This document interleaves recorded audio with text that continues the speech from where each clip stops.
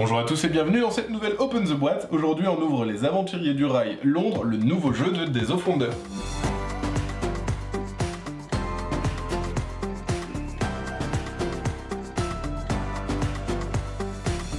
Les Aventuriers du Rail Londres, ça reprend le principe qui avait déjà été instauré dans Les Aventuriers du Rail Express et dans la version New York. C'est une version plus courte, plus rapide du jeu traditionnel Les Aventuriers du Rail. Là ça va se passer que à Londres. Donc la carte est un peu plus petite et les parties dureront environ 10 à 15 minutes et c'est toujours de 2 à 4 joueurs à partir de 8 ans. Qu'est-ce qu'on retrouve dans la boîte?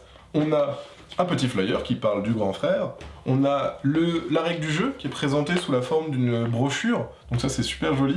On voit que la règle est assez simple à apprendre, en 3 minutes on a vraiment appris les règles et on les a expliquées, donc c'est très facile de se lancer dans le jeu et d'apprendre le jeu à ceux qui ne connaissent pas les Aventuriers du Rail.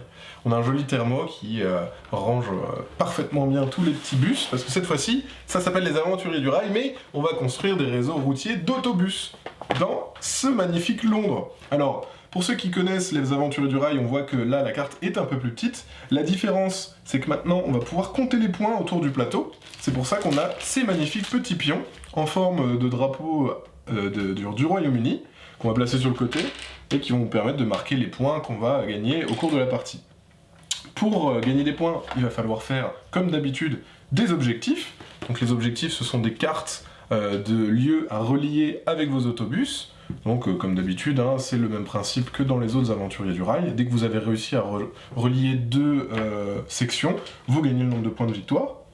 On a les petits bus tout beaux. Hop. Donc là, je vous sors les bleus, mais chaque joueur a sa couleur de bus. Ça se joue jusqu'à 4, donc le blanc, le violet, le rouge et le bleu.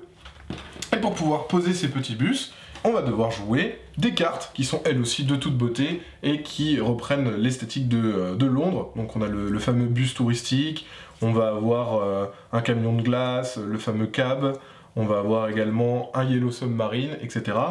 Et donc pour pouvoir poser ces différents bus pour relier des quartiers, on va dépenser par exemple là 4 cartes noires pour pouvoir mettre 4 bus sur la jonction entre Hyde Park et Baker Street, et à ce moment-là, on a réussi à faire une section. Voilà.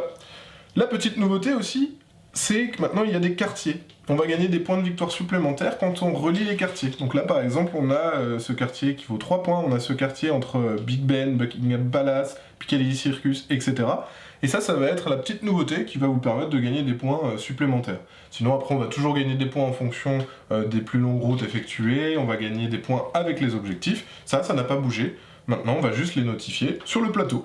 Voilà. Et après, on a aussi la petite boîte où on va ranger tout proprement les petits pions, hop, qui vont accueillir les petits marqueurs de points dans le socle. Ça, c'est toujours joli, c'est toujours sympa. Voilà.